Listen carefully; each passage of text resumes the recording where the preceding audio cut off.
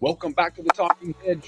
I'm Josh Kincaid, capital markets analyst and host of your cannabis business podcast. We've got a couple of guests today, starting off with Josh Hershey. All right, Josh is the president of Timeless Vapes, a cannabis lifestyle brand, and Vlad Valmy, sales director at Thompson Duke Industrial, where he specializes in vape devices, filling, and capping equipment. Gentlemen, thanks for being on the Talking Hedge. Thanks for having us. Yeah. So we're going to jump into a few things. I kind of wanted to set the tone a little bit. There's a couple of articles. I'll put a link to the description after this live event. But essentially, just running through a couple of articles to lay the framework of what you see versus the reality. We're going to kind of use that as a framework to move forward with this discussion between pre-rolls and vapes. Starting off with this first article. And I'm just going to tell you about the headlines because I think it's important to look at this first one. And this first headline is "The openness to medical cannabis uses fairly low." And then this next one is talking about from Forbes how marijuana use could increase the chance of heart disease. But then on the other side, we see this reefer madness where demand for illegal pot soars in California due to high taxes. Quick side note, I'm pretty sure that's not why Glass House was selling. It was on the back door because of high taxes. But then you have Oregon cracking down on illegal cannabis grows. You've got cannabis deliveries in New York on scooters and bikes and illegal bodegas and pizza trucks and ice cream trucks. You've got Mexico buying illegal stuff out of California. So as you hear about there's no demand for medical cannabis, why are we hearing that? So there's an article about how smoking loss is cool in the United States. So are these bigger companies nervous about lower sales, lower alcohol? We've seen in Washington State, where I'm from, we have higher taxes in cannabis than alcohol for the first time. Smoking's losing its cool. There's a lot of these older industries that are nervous. And yet what we're going to lead off with is we see the reality that pre-rolls are the number one selling product. Depending on where you're at, might be vape pens, which is why I have two experts here to kind of dive into the reality of what's happening instead of maybe some of the things and headlines that we're seeing.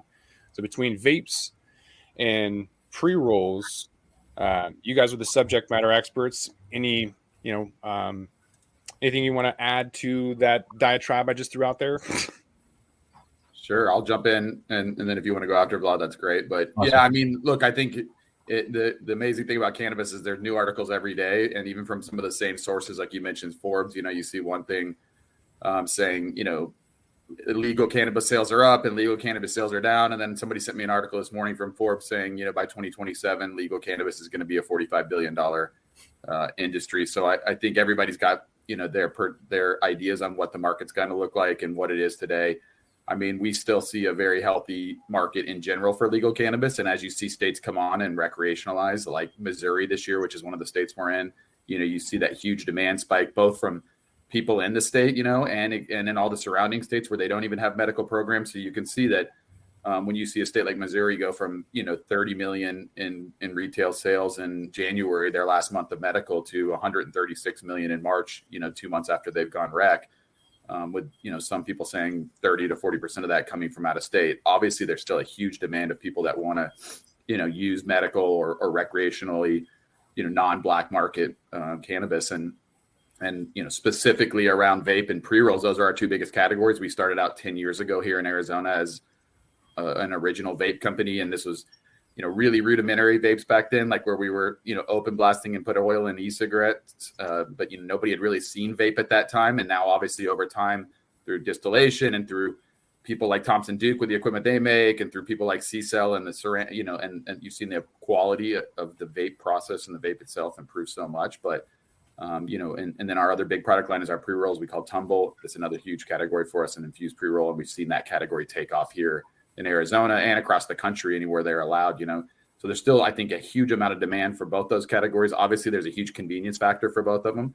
As you see more recreational consumers come on, and more cannabis connoisseurs that have been there a long time, there's always a place for both the vape and the pre-roll. But I think the convenience factor is always going to make it a huge a product line, or both of them huge product lines. Also, kind of the discretionary side of the vape. You can bring a vape out to an event or into a concert and smoke it without a lot of people really noticing what you're doing or causing a lot of reaction, like it would be if you pulled the bong out at a or even a pipe at a concert. So I think for those two reasons, we still see a huge amount of growth opportunity and a huge amount of demand. And I think, again, there's always going to be this illicit market. I mean, I wasn't alive back in the 20s and 30s when alcohol came out of prohibition, but I'm sure that first generation of people that were so used to buying illegal alcohol, continued to buy illegal alcohol even when it became legal.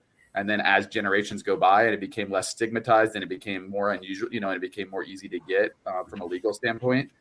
Now today to go buy illegal black market alcohol sounds crazy, but I'm sure back in the 20s and 30s it didn't. And I think cannabis is quickly going through that same cycle. Yeah, I don't think we're going to see people buying pre-rolls out of people's trunks in 5 years either, but it's going to sound just as crazy. Vlad, anything you want to add to that? Yeah, no, I just wanted to say on our end, we still see a healthy demand for our machines, which is a reflection that the market is still growing. It is a newer market, and we are going to be facing this kind of back and forth between the illicit market and the actual market.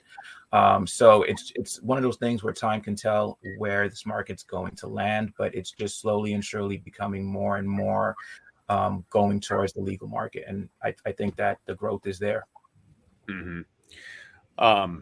Vlad, back to you. Why do you think pre-rolls are the number one selling product in the cannabis industry? I would just say ease of use. It really breaks down to the end user wanting something that they can take out a package and use it right away. Flower is attractive to many people, but it does require getting tools to use. A pre-roll, you just need a lighter and you're ready to go. So I can't, besides a vape device, the pre-roll is probably one of the easiest forms of enjoying cannabis.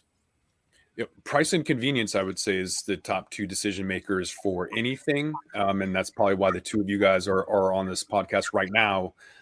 Price and convenience are driving those decisions as we speak. So,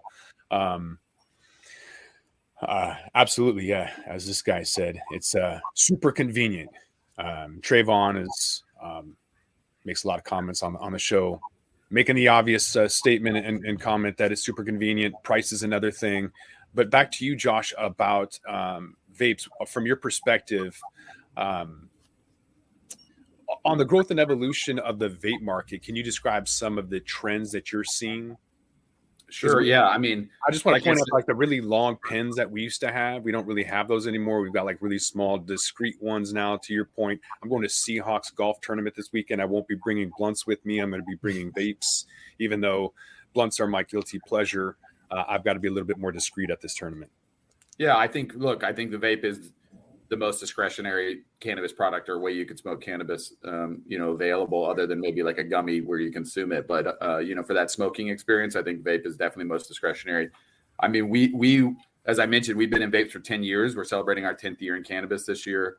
And we're really early in the vape game and have seen it, the evolution of it a ton. Like I said, from, both the quality of the oil and the distillate all the way through to the quality of the hardware. And of course, the machinery that we've gotten to produce it, has come, along a long way in a very quick period of time. I mean, we're kind of known for our cases, these little plastic cases that hold our carts. And so we still do kind of use a long pin, but it's discretionary inside the case. And we can have a lot of fun with the case by teaming up with different artists and collaborating and doing fun stuff with that. So we still think the medium itself, you can have a lot of fun with, but it's very practical. But yeah, I mean, we're seeing continued, growth in different forms of, extraction. Of course, we distillation, when we first started doing that, 7-8 years ago, was revolutionary. We still think the distillate vape pen it's still the dominant pen on the market. As you look out there and you look at people like BDS and you say, hey, what's the top selling vapes? Even though maybe a lot of the talk is around live resin, which I think there's still a great place for. And that came a long way in the last couple of years. And now you're seeing stuff like solventless, which we're launching our own solventless pen later in the year. But at the end of the day, when you really look at the numbers, I think 60 to 70% of the vape sales still across the country, and even in places that are very mature like California, are, distillate, because people like the convenience. People like, the taste. I mean, at the end of the day, the true connoisseurs really love the live resin and the solventless, but your average consumer likes the fruity flavors that you get with, the distillate pen. So I think there's a lot of evolution in, how the product is extracted and what the form of the product is. And solventless, like I said, which is starting to take the market today, is the most pure, kind of true to form of flowers you can get in a vape. But I think there's still a huge amount of users that want that good, better, best, and want those different, points and tiers that they can get across the full spectrum of vapes. Mm-hmm. Vlad, we're seeing some trends with the pre-rolls being infused. So it's whether you have keef in it or oil and then keef on the outside, or there's now this new hash strip you can throw in there. Whatever it is, people tend to want to add more to their pre-roll. But I'm also wondering about some certain challenges that you might be seeing too. I went down to Vegas recently to visit Paxium, a pre-roll manufacturer. I had a pre-roll. I was smoking pre-rolls and they clogged. Big issue. Not their machine, but ones that I had bought on the strip. And then vape. I brought a vape too, and then the cart didn't work. So I was completely out. But luckily, I checked out a video, and there was some wire or something somewhere that I needed to fix. So there's always these little weird quirky things that need to be ironed out. But Vlad, from your perspective, what are some of the unique challenges and opportunities that you're seeing? Yeah, I mean, from our end, we're seeing that there's a huge demand for infused pre-rolls, to the point that we were able to develop a machine for pre-roll infusion to meet that demand, right? And create a machine that was specifically infuse a pre-roll in the right area, and so that it's not making oil go all over the pre-roll, kind of hitting this Goldilocks sweet zone where it's like right in the middle, and allowing the end user to put as much oil as they need in that section so it can saturate the flower and create a better product, better pre-roll. Mm-hmm. Josh, you are a parent company, multiple cannabis brands. How do you guys ensure the brand differentiation and maintain a strong market presence in an increasingly competitive industry?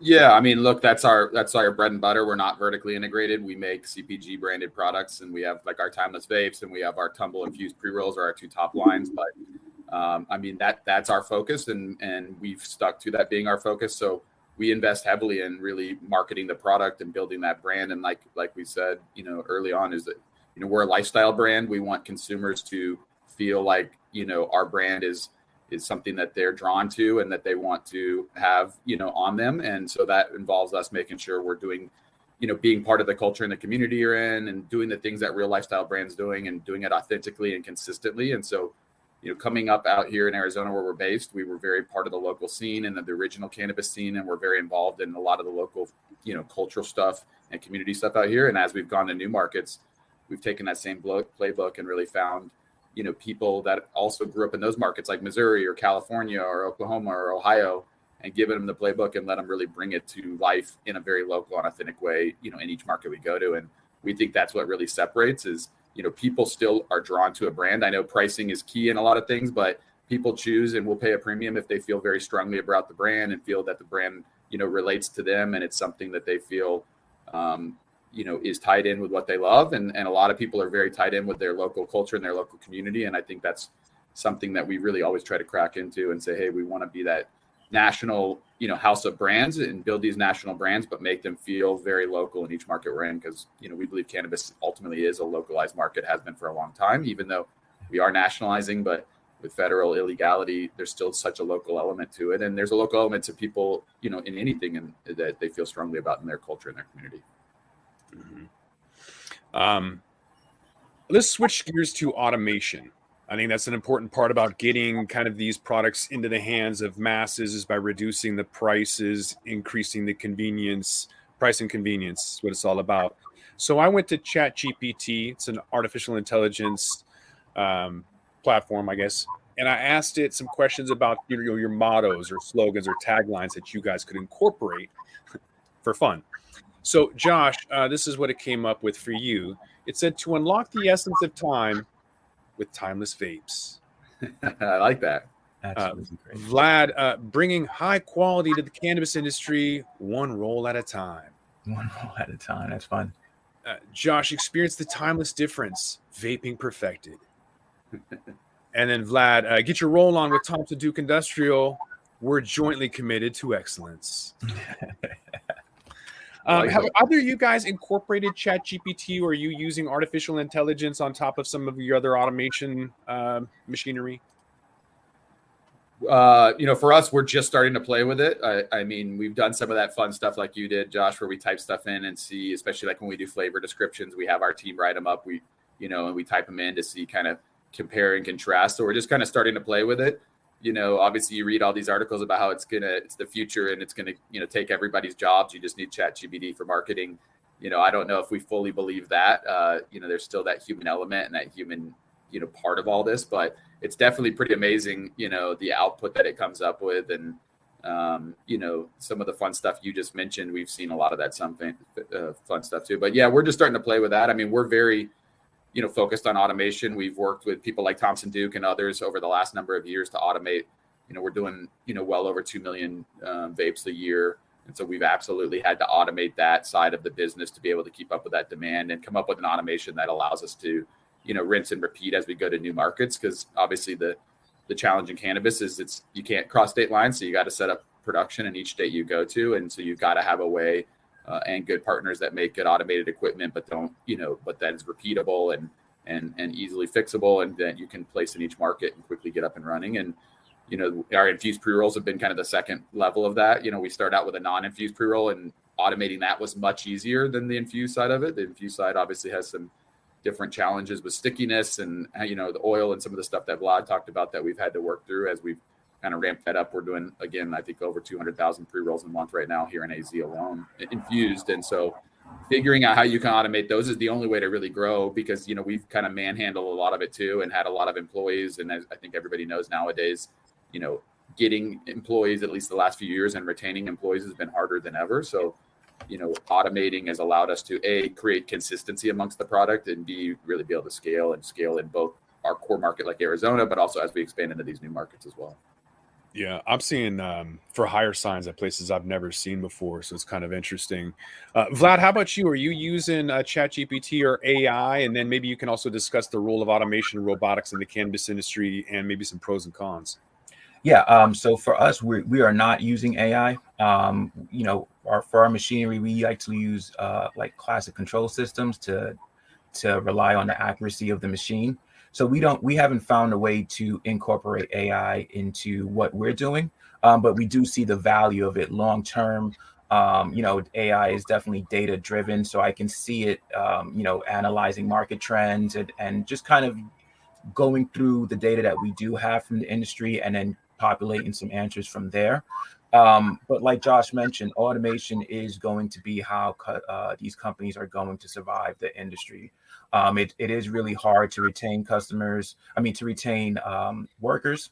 So being able to have machinery that you can depend on to work and accurately do what they're supposed to do is going to be the way that a lot of these companies are going to survive. Even with the pre-roll automation, I've seen machines go into facilities where it used to be maybe 40 to 50 people rolling pre-rolls all day. Mm-hmm. And now machinery has come in to automate that whole process. And that allows the business to operate a little bit slimmer and last a lot longer and use resources in other ways to stay alive. So automation for sure is going to be the answer moving forward. Mm-hmm. Back to you, Vlad, with the emergence of new consumption methods in the cannabis market, like vapes, infused pre-rolls, how do you adapt and innovate your equipment to accommodate the evolution or the evolving product formats? Yeah, I think one of the things before releasing our machine was coming up with a design that was going to be timeless, right? Something that was going to last with the different types of oils that come out in the market. So our machines is designed so that you can actually see the oil move through our machine. And I think that's a huge asset because it allows processors to understand their oil a lot better. And it gives you a lot more control in being able to dispense it accurately into different devices, whether it be a pre-roll or a vape.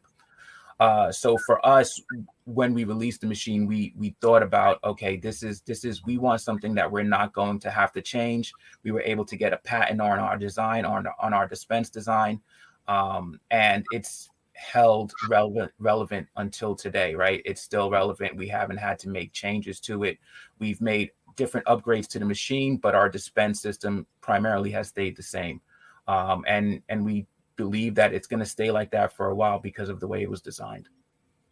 Josh, how do you address the challenges of scalability and flexibility in equipment to meet those evolving demands of the cannabis industry?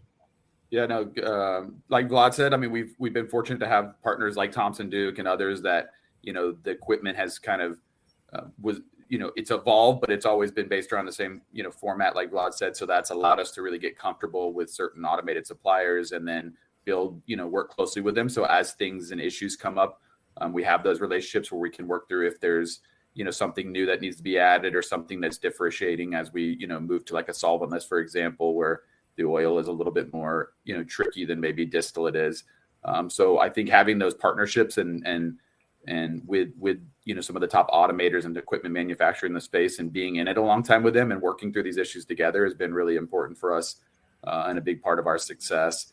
And then I think we have a really strong ops and R&D team again that we've been with us for a long time. And so I think when we make new products and when we look at new products, a big part of our process of bringing a product to life is making sure there is scalability, both around, the production of it and the consistency on the shelf and how we're going to produce it. So as we go into making a new product, like launching solventless this summer out here in AZ, a big thing is, do we have the right equipment to make sure that the experience with the end product is the best for the consumer? Because, as you launch these new products, typically they're at a price premium, right? So when you have the consumer, you're asking the consumer to potentially pay more for a new product or a new way of smoking or consuming the product. We want to make sure that the experience and the quality is top notch in that. And so I think that's a big part of our process is like when we start developing it, making sure that's in the R&D. Can we consistently produce this at a high quality and at a scalable way? And can we work with our best partners to, make sure we have the right equipment to do that? And if there's issues we're seeing, to work through those issues with them hand in hand.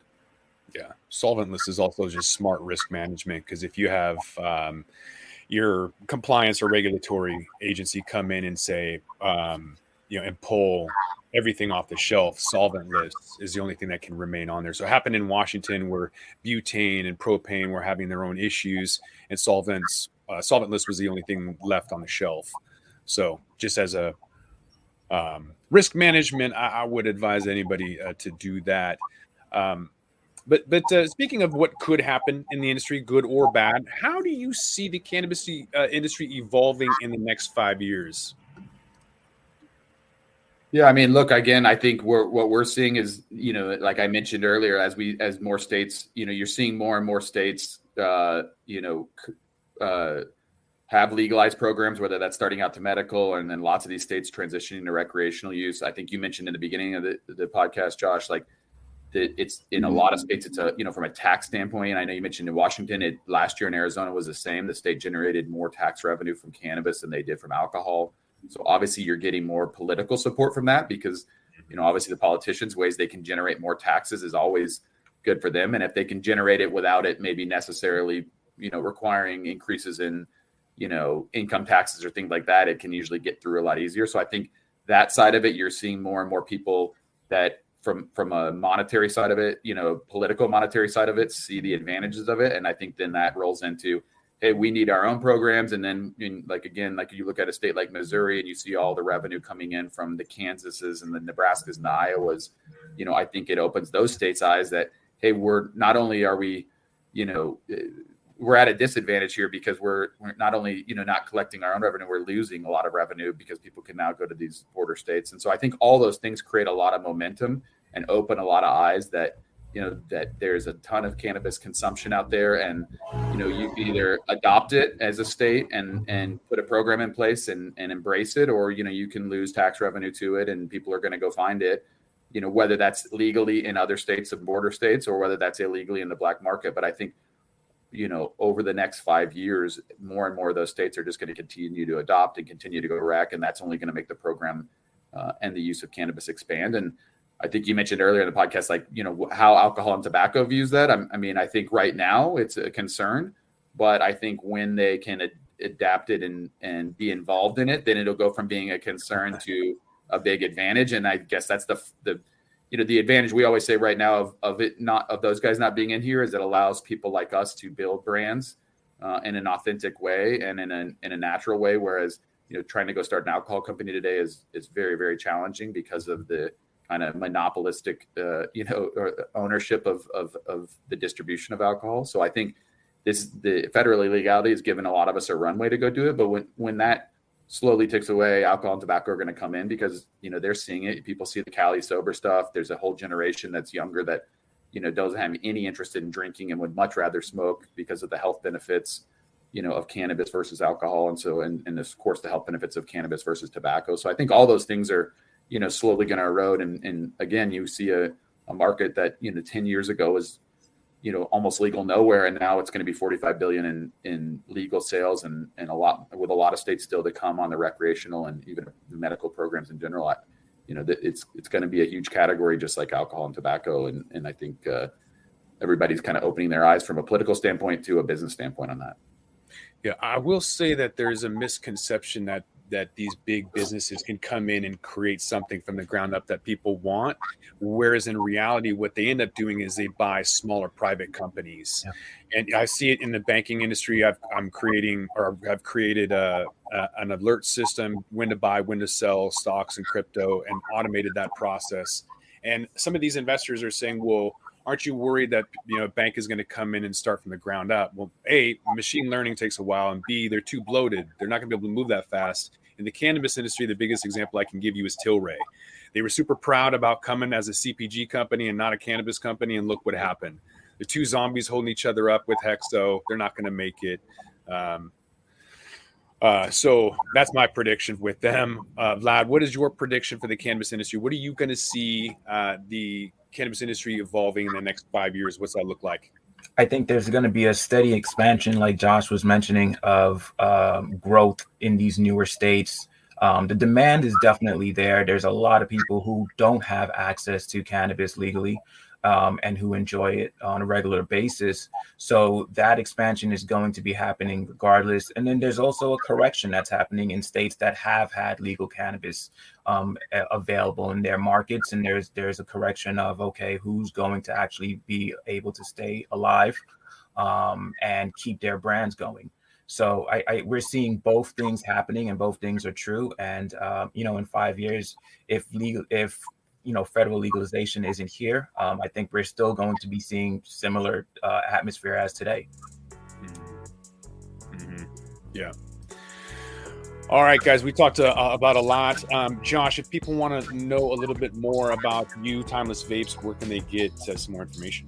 Yeah, I think our social or our marketing team does a great job on keeping our website up to date. We use that for a lot of the fun stuff we do. Like I said, we're a lifestyle brand. We love to do collabs with artists and events and working with the community. And so we love to showcase all that stuff across our social digital channels. So on our website, on our Instagram, on our LinkedIn, on various different social channels, we create a lot of content. We do a lot of fun stuff out there. So we want to make sure we're getting eyeballs to it. So I think if they visit our Timeless Vape site or they go to our alwaystimeless.co Instagram site, we have got a lot of fun stuff on there. A lot of the stuff we do around the partnerships, a lot of stuff we do around our products and the quality of the products. So I think either of those areas, and we're always happy for people to reach out and want to learn more. So, they can reach out to us directly. There's places on the site and on the Instagram too, and our other social channels to hit us up and ask questions. And, we'd love to answer anything we can. We love for people to see the brand and know the brand. And like I said, we've been around for 10 years, and that's because we feel like we really kind of connect well with that end consumer and connect in an authentic way with them and really make ourselves part of,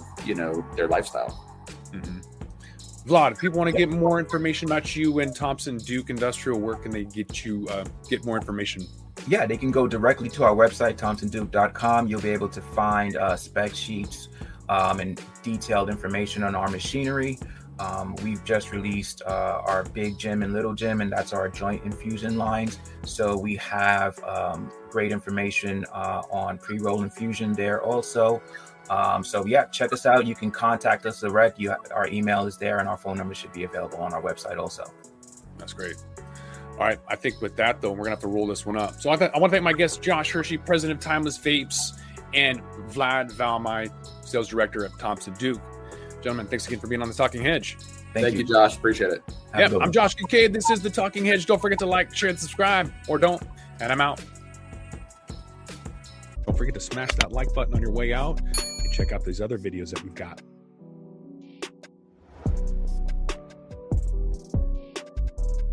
Thanks for listening to today's show. To check out more great cannabis podcasts, go to podconnects.com. Here's a preview of one of our other shows. Infused, a cannabis talk show, is a one-of-a-kind look inside the cannabis industry. Meet the amazing people who make cannabis businesses bloom as they join host Nick with Francesca and Mike for creative cannabis conversations. Get an honest look at the business of cannabis, including trends, best and worst practices, products, education, and advocacy. Whether you're canna curious or running a cannabis, Infused has canna conversations that count. Infused is available on YouTube and is now streaming as part of the PodConnects network.